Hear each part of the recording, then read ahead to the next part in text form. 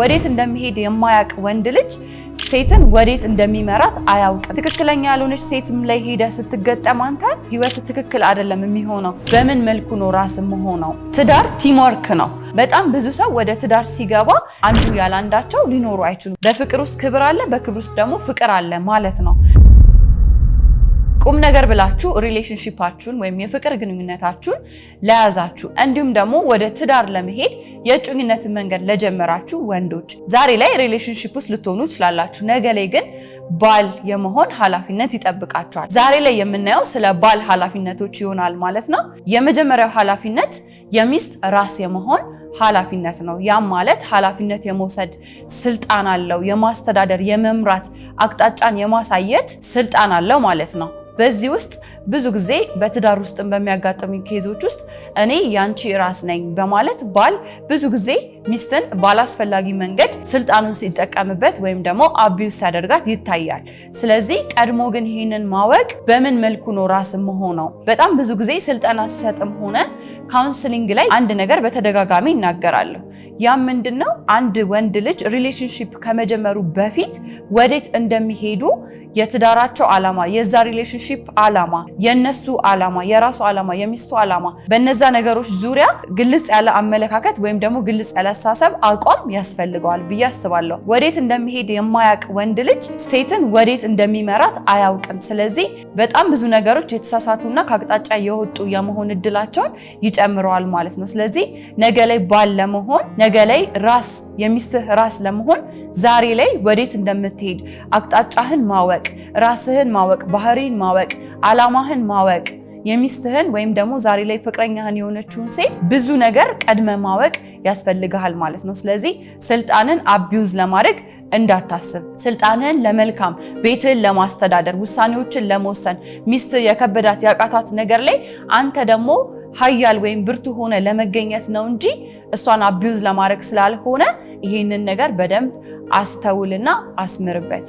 ሁለተኛው የባል ኃላፊነት ሚስቱን እንደራሱ አድርጎ የማፍቀርና የመውደድ ኃላፊነት ነው። ትዳር ውስጥ ስትገቡ በጣም ብዙ አይነት ችግሮች ሊያጋጥሟችሁ ይችላሉ። ይሄንን ቀድሞ ማወቅ በጣም ትልቅ ብልህነት ነው። ምክንያቱም በጣም ብዙ ሰው ወደ ትዳር ሲገባ ትዳር ሁሉ ጊዜም ሰላማዊ የሆነ ቦታ፣ ምንም ጸብ የሌለበት፣ ምንም ጭቅጭቅ የሌለበት፣ ሁሌ የኔ ፍቅር ተባብላችሁ የምትኖሩበት አይነት ቦታ እንደሆነ አድርጎ ነው የሚያስበው። ግን ትክክለኛው ትዳር ብዙ አለመግባባቶች ሊኖሩ የሚችሉበት ቦታ ነው። ምክንያቱም ዛሬ ላይ ፍቅረኛህን አግኝተሃት ቤቷ ሸኝተሃት ትሄዳለህ፣ እሷም ወደ ቤቷ ትገባለች፣ አንተም ወደ ቤት ትገባለህ። ብዙ የሚያገናኛችሁ ነገር የለም፣ ብዙ የሚያጣላችሁም ነገር ደግሞ አይኖርም።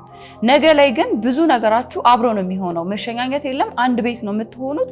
አንድ ቤት በምትኖሩበት ሰዓት የሚያገናኛችሁ ነገር ደግሞ እየበዛ ይሄዳል። ስለዚህ ሁለታችሁም የመጣችሁበት ባክግራውንድ፣ አስተዳደጋችሁ፣ አስተሳሰባችሁ፣ ቫልዩ የምታደርጉት ነገር ብቻ ሁሉ ነገራችሁ የተለያየ ስለሆነ የመጣላት እድላችሁ ወይም የመጋጨት እድላችሁ በጣም ከፍተኛ ይሆናል ማለት ነው። ስለዚህ ገና ከመጀመሪያው ትዳር ሰላማዊ ብቻ ነው የሚለውን አመለካከት ይዞ የገባ ሰው እዛ ጋር ይደነግጣል፣ ፍቅር ለመስጠት ይቸገራል። እንዴ እንደዚህ አይነት ሴት ነው እንዲያገባውት ብሎ ሊደነግጥ ይችላል። ስለዚህ ሚስቱን መውደድና ማፍቀር እንዳለበት ኃላፊነቱን ሊዘነጋ ይችላል ማለት። ስለዚህ ሚስትን በማንኛውም ሁኔታ ውስጥ ስትሆን የመውደድና የማፍቀር ኃላፊነት አለብህ ማለት ነው። ቅድም ባል የሚስት ራስ ነው ብዬ አንስቻለሁ አይደለም? ስለዚህ ራስ ደግሞ ሁሉን ሰውነት የሚያስተዳድርና የሚመራ ማለት ነው። እግር ቢታመም ኦኬ እግራችንን ቆርጠን እንጥለዋለን ብሎ አይወስንም አይደለ? እንዲሻለው ያ እግር አይምሯችን በደንብ ይሰራል። ሐኪም ቤት መሄድ ከሆነ ብቻ የተሻሉ አማራጮችን ለማግኘት አይምሯችን ይሰራል፣ ይንቀሳቀሳል ያንን እግር ለማትረፍ ማለት ነው። ሚስት ደግሞ አካልህ ናት። ስለዚህ አንድ ችግር ሲፈጠር እሷን ለመፍታት፣ እሷን ለመቁረጥ፣ እሷን ከህይወት ለማስወጣት አይደለም የምትሄደው ማለት ነው። ልክ አይምሮ እግር ሲታመም ያንን እግር ለማዳን እንደሄደው ሁሉ አንተም ሚስት የማይሆን ነገር እንኳን ስታሳየ እሷን ለመቁረጥ ሳይሆን ለማዳን የራስ ለማድረግ ነው ማለት ነው የምትሄደው። አይምሮ በዛ መንገድ ነው የሚሰራው ማለት ነው። ስለዚህ ይሄንን ነገር ማወቅ መቻል አለብህ። አንተ የሷ ራስ ነህ፣ እሷ ደግሞ ያንተ አካልህ ናት። አካል ከሌለ ራስ ብቻውን ምንም ሊሰራ አይችልም አይደለ? ልብ ያለው አካል ውስጥ ነው። ለአይምሯችን እንኳን ምግብና አየር የሚወስዱለት ነርቮች ያሉት ሰውነት ውስጥ ነው፣ አካል ውስጥ ነው። ስለዚህ ሚስት ልክ እንደ ራስ ሁሉ ሰውነት አስፈላጊ እንደሆነ ሁሉ ሚስትም ለባል አስፈላጊ ናት። ባልም ለሚስት አስፈላጊ ነው። አንዱ ያላንዳቸው ሊኖሩ አይችሉም። ስለዚህ መውደድ ወይም ማፍቀር ስንል እስከ ጥግ ድረስ ነው። ራስን አሳልፎ እስከ መስጠት፣ የራስን ፍላጎት እስከ መተው፣ ሁሉን ነገር እስከ መቀበል ድረስ ይደርሳል ማለት ነው። ትላንትና ላይ አንተና ፍቅረኛችሁ ስትገናኙ ምናልባት የሁለተኛ ዓመት የሶስተኛ ዓመት የዩኒቨርሲቲ ተማሪ ሆና ሊሆን ይችላል የተገናኛችሁት። ሜቢ አሁንም እዛ ስቴጅ ላይ ልትሆኑ ትችላላችሁ። ሁል ጊዜ እዛ ላይ የምትገኝ ከሆነ አንተ እየወደድካት አይደለም እንደማለት ነው። እሷ መሻሻል መቻል አለባት። ኢኮኖሚካሊ መሻሻል አለባት። በአይምሮ መብሰል መሻሻል አለባት። ስፒሪቹዋሊ መሻሻል አለባት። ራሷን አፕዴት ማድረግ አለባት። ዲግሪ ከሆነ ያላት ማስተርስ ሊኖራት ያስፈልጋል። ምንም ስራ ከሌላት አንተ ስታገኛት ስራ ያስፈልጋታል። ለዛ ነገር ሁሉ አንተ የራስን አስተዋጽኦ በህይወቷ ማድረግ መቻል አለብህ። በጣም ሰፖርቲቭ መሆን መቻል አለብህ እንጂ አንተ ብቻ የራስን መንገድ እያቀና እሷ ፍቅረኛ ሆና በቃ ችግር የለውም በፈለገችው መንገድ ትሂድ ብለህ መተው የለብህም። ስለሷ ኃላፊነት አለብህ። ምክንያቱም ነገ የሷ ራስ ነው የምትሆነው። ስለዚህ ለምን አይነት ሴት ነው ራስ መሆነው የሚለውን ማወቅ መቻል አለብህ። ጤናማ የሆነች ሴት መሆኗን ማወቅ መቻል አለብህ። ምክንያቱም ብዙ ጊዜ ካስተዋላችሁት ሰውነት ሲታመም ራስ ምታት ይይዘናልና ትክክለኛ ያልሆነች ሴትም ላይ ሄደ ስትገጠም አንተ በሽተኛ ነው የምትሆነው። ህይወት ትክክል አይደለም የሚሆነው። የምታስብበት መንገድ፣ ህይወት የሚሄድበት መንገድ ኮምፕሊትሊ የተለያየ ነው የሚሆነው። የምታስበው ሌላ፣ የምትኖረው ሌላ እንዲሆን ታደርጋለች። ስለዚህ ምን አይነት ሴት ናት፣ ጤናማ አካል መሆን የምትችል ሴት ናት ወይ የሚለውን ዛሬ ላይ ነው ቆመ መጠየቅ ያለብህ እንጂ ነገ ካገባሃት በኋላ ምንም የምትፈጥረው ነገር የለም። ምንም ማምጣት አትችልም። ኦሬዲ በገባችሁበት መንገድ ትቀጥላላችሁ እንጂ የሚቋረጥ ነገር አይኖርም ማለት ነው። ግን በዛ ውስጥ ሁለታችሁ እየተቆሳሰላችሁ ልክ ወዳልሆነ ነገር ውስጥ እየገባችሁ ትሄዳላችሁ ማለት ነው። ስለዚህ ፍቅር ያስፈልጋል ማለት ነው። ላሻሽላት የምችል አይነት ሴት ናት ወይስ ደግሞ ለውጥን ማትቀበል ሁሉ ጊዜ ዛሬ ያለውበት ሁኔታ ልክ ነው ብላ የምታስብ አይነት ሴት ናት የሚለውን ቀድመ ዛሬ ላይ ለማወቅ መሞከር መቻል አለብህ። ስለዚህ ባል ሚስቱን የመውደድ በማንኛውም ሲቹዌሽን ውስጥ ስትሆን ሚስቱን የመውደድ የማፍቀር፣ እሷን የማሳደግ የመንከባከብ ኃላፊነት አለበት ማለት ነው። ሶስተኛው ሚስትን የማክበር ኃላፊነት አለብህ። በጣም ብዙ ጊዜ ወንዶች ክብርን ሴቶች ፍቅርን ይፈልጋሉ ተብሎ ጽንፍ የያዘ አመለካከት አለ። ግን በየትኛውም ሃይማኖትም ደግሞ እንዲሁም በሳይንሱ ብንሄድ የሰው ልጅ መጀመሪያ ሲከበር ዋጋ ሲሰጠው ነው እንደተወደደና እንደተፈቀረ ትርጉም ሊሰጠው የሚችለው ማለት ነው። ብዙ ጊዜ እኔኮ ወድሻለሁ ብሎ ማያከብራት ከሆነ እኔኮ አከብርሃለሁ ብላ ማትወደው ከሆነ ትርጉም የለውም። ስለዚህ በፍቅር ውስጥ ክብር አለ፣ በክብር ውስጥ ደግሞ ፍቅር አለ ማለት ነው።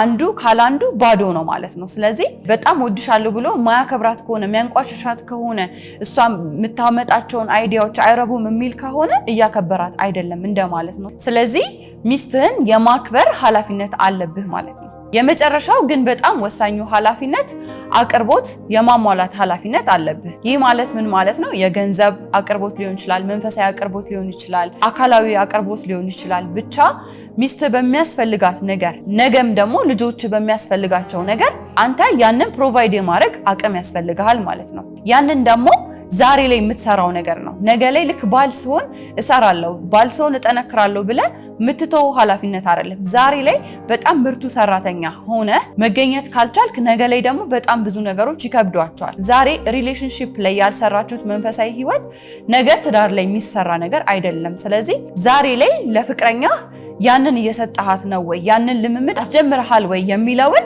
ራስህን ጠይቅ። ስለዚህ እንደ ባል ነገ ላይ ኃላፊነት ካንተ ይጠበቃል። የቤተሰብህን መንፈሳዊ አቅርቦት የማሟላት ኃላፊነት አለብህ። ቤተሰባችሁ ጠንካራ የሆነ ሃይማኖታዊ መሰረት እንዲኖረው፣ ሚስትህ ጠንካራ የሃይማኖት መሰረት እንዲኖራት፣ ነገ ላይ የሚመጡት ልጆች ጠንካራ የሆነ የሃይማኖት መሰረት እንዲኖራቸው ሃይማኖታዊ አቅርቦት ካንተ ይጠበቃል።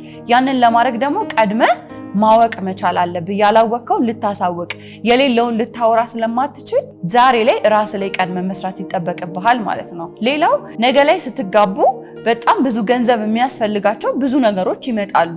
ለምሳሌ ቤት ይኖራል፣ የምግብ ወጪ፣ የልብስ ወጪ፣ በጣም ብዙ ወጪዎች አሉና ብዙ ወጪዎች ለማስተዳደር አንተ በቂ የሆነ ደግሞ ገንዘብ መስራት መጀመር መቻል አለብህ። ነገ ላይ በቂ በሆነ መንገድ ሚስትህን ለማስተዳደር ዛሬ ላይ አትሊስት ያንን ማረጋገጥ እንደምትችል የሚያሳይ መንገድ ውስጥ መግባት አለብህ ማለት ነው። ስለዚህ ዛሬ ላይ እነዚህን የቤት ስራዎችን መስራትና መጨረስ መቻል አለብህ ብዬ እልሃለሁ። ምክንያቱም ነገ ላይ በጣም ብዙ ወንዶች ትዳር ውስጥ ከገቡ በኋላ እነዚህን ነገሮች እንደ አዲስ ለመስራት ሲሞክሩ ሚስትየዋ የምትቀበል አይነት ካልሆነች በጣም ብዙ ቻሌንጅ ውስጥ፣ በጣም ብዙ መጋጋጥ ውስጥ፣ በጣም ብዙ አላስፈላጊ የሆኑ ጸቦች ውስጥ ሲወድቁ ስላየሁ ነው። ዛሬ ግን ከፍቅረኛ ጋር እነዚህን ነገሮች መስራት መጀመር ከቻላችሁ ነገ ላይ ትዳራችሁ በጣም ሰኪውርድ እንዲሆን፣ እንድትግባቡ፣ ቋንቋችሁ እንዳይደበላለቅ፣ ኃላፊነታችሁን ለይታችሁ አውቃችሁ መወጣት እንድትችሉ ትልቅ ሚናን ይጫወታል። በጣም ብዙ ጊዜ ትዳር ተቋም ነው፣ ትልቅ ኢንስቲትዩሽን ነው። ሀገር እንኳን የምትጀምረው በትዳር ውስጥ ነው። በጣም ብዙ ትዳሮች ተደምረው ሀገርን መፍጠር ይችላሉ ሲባል እንሰማለን። ትዳር ተቋም ነው ሲባል ብዙዎቻችን እንሰማለን። ደሞም እውነት ነው። ትዳር ተቋም ነው። በጣም ትልቅ ፈጣሪ አክብሮ ለሰው ልጆች የሰጠው ትልቅ ስጦታ ነው ብዬ አምናለሁኝ። አገር እንኳን የምትጀምረው ከትዳር ነው። ቤተሰብ ጤናማ ሲሆን፣ ትዳር ጤናማ ሲሆን ነው ሀገርም ጤናማ ልትሆን የምትችለው፣ ጤናማ ትውልዶች መፍራት የሚጀምሩት። ስለዚህ ትዳር ተቋም ከሆነ የራሱ ደግሞ የሆኑ መርሆች አሉት። እነዚህን የትዳር መርሆች ዛሬ ላይ ሪሌሽንሺፕ ውስጥ ሆናችሁ የምታደርጉት ነገር አይደለም። ነገ ግን ለትዳር ስትወስኑ፣ እጮኝነት ላይ አልፋችሁ ስትጋቡ ግን እነዚህ መርሆች በጣም አስፈላጊ ናቸው። በጣም ብዙ ሰው እነዚህ መርሆች ሳያደርግ ትዳርን ለመጀመር ሲታገል ትዳሩ ጤናማ እንዳይሆን ያደርገዋል። ትዳሩ ህመም የበዛበት፣ ጸብ የበዛበት፣ ቁስል የበዛበት፣ ጤናማ ያልሆነ ትዳር እንዲሆን ያደርጋል። ስለዚህ ዛሬ ላይ ገና ሳታገቡ በፊት እጮኛ ወይም ፍቅረኛ እያላችሁ እነዚህን መርሆች ቀድማችሁ ካወቃችሁ ግን ልክ የተጋባችሁ ቀን ከዛን ቀን ጀምሮ እነዛን ነገሮች ለመተግበር በህይወታችሁ ትጀምራላችሁ ማለት ነው። የመጀመሪያው መርህ መተው። በመጽሐፍ ቅዱስ ላይ ሰው እናትና አባቱን ይተዋል፣ ከሚስቱም ጋር ይጣበቃል፣ ሁለቱም አንድ ስጋ ይሆናሉ ይላል። ይህንን ጥቅስ በጣም ብዙ ሰው በትክክለኛ ባልሆነ መንገድ ሲተረጉሙ አያለሁኝ። ትዳር ውስጥ ገና እንደገቡ ቤተሰቦቻቸው ሙሉ ለሙሉ እርግፍ አድርገው የሚተዉ ሰዎች አሉ። ሀሳብ መቀበል የማይፈልጉ፣ ኢቭን ቤተሰቦቻቸው ቤት መሄድ እንኳን ኃጢአት እስከሚመስላቸው ድረስ በጣም ዲፓርት ለማድረግ የሚሞክሩ ሰዎች አሉ። ግን በዚህ መንገድ አይደለም ህይወት ላይ ኢምፕሊመንት የሚደረገው። መተው ሲባል ከቤተሰቦቻችን ኃላፊነት ስር ወተን የራሳችንን ኃላፊነት እንወስዳለን ማለት ነው። በእኛ ትዳር ላይ መተው ቤተሰቦቻችን አይወስኑም እንደማለት ነው። እኛ የራሳችን ኢንቫይሮንመንት፣ የራሳችን ዓለም፣ የራሳችን ቤተሰብ እንፈጥራለን ማለት ነው እንጂ እነሱን እንተዋለን፣ እነሱን አንረዳም፣ እነሱን አንጠይቃቸውም። ኢቭን ሐሳባቸውን እንኳን ስለ ትዳራችን አንጠይቃቸውም ማለት አይደለም። እናማክራለን፣ ግን ውሳኔውን እንዲወስኑልን አንፈቅድም ማለት ነው። ኃላፊነት ለመውሰድ እንጀምራለን ማለት ነው። ስለዚህ መተው ሲባል ከቤተሰብ ወይም ከጓደኛ ተጽዕኖ ስር ወጥቶ የራስን ኃላፊነት መውሰድ፣ የራስን ውሳኔ በትዳር ላይ፣ በሪሌሽንሺፕ ላይ፣ በላይፋችሁ ላይ የምትወስኑት ውሳኔ የራሳችሁ ይሆናል ማለት ነው። ሁለተኛው መጣበቅ። መጣበቅ ሲባል እርስ በርስ ባልና ሚስቱ መደጋገፍ፣ ለአንድ ዓላማ መተባበር፣ ይሄ አንቲ አለመሆን እንደማለት ነው። በጣም ብዙ ጊዜ ባልና ሚስቶች መጣበቅ ሲባል ሴክሹዋል ነገሩን ብቻ ነው የሚያስቡትና ግን በዓላማ ሲባል የሚደጋገፉ የማይሆኑ፣ እርስ በርስ የሚናቆሩ፣ አንዱ የአንዱን ዓላማ የማይደግፍ ተቃራኒ የሆኑ ሰዎች ይሆናሉ። ግን መጣበቅ ሲባል ሴክሹዋል እንድምታም አለው፣ ግን ደግሞ በኑሯቸው፣ በህይወታቸው፣ በሚያጋጥማቸው የህይወት ስትራግል ውስጥ መደጋገፍ፣ አለሁልሽ መባባል፣ አንድ ላይ መሆን እሱን ያካትታል ማለት ነው። ትዳር ቲምወርክ ነው። አንዱ የሚያሸንፍበት ወይ አንዱ የሚሸነፍበት ወይ አንዱ ሻይን የሚያደርግበት አንዱ በጣም በቃ የሚከስምበት አይነት ኢንቫይሮንመንት አይደለም። ትዳራቸው እንዲያሸንፍ የሚተሳሰቡበት፣ የሚጣበቁበት፣ ለአንድ ዓላማ የሚሮጡበት፣ የሚደጋገፉበት ቦታ ነው። ስለዚህ ለመጣበቅ ፍቃደኛ ካልሆናችሁ ትዳር ውስጥ ባትገቡ ይመከራል። ያንን ሰው የፍቅረኛህን ዓላማ ለመጣበቅ፣ ለመተባበር፣ ለአንድ ዓላማ ለመቆም ፍቃደኛ ካልሆናችሁ ትዳር ውስጥ ባትገቡ ነው የሚመከረው። ምክንያቱም የሚስታችሁን ዓላማ ለመደገፍ ፍቃደኛ ሳትሆኑ አቅሙ ራሱ አይኖራችሁም ወይ ያስመሰላችሁ ለመኖር ትገደዳላችሁ። ስለዚህ ለመጣበቅ፣ ለመተባበር፣ አንድ ዓላማ ላይ ለመግባት ፍቃደኛ መሆን አለባችሁ። ያ የትዳር መርህ ነው። ሶስተኛው መርህ አንድ ስጋ መሆን ነው። አንድ ስጋ መሆን የሚለው ሴክሹዋል ኢንጌጅመንትን የሚያሳይ ነው።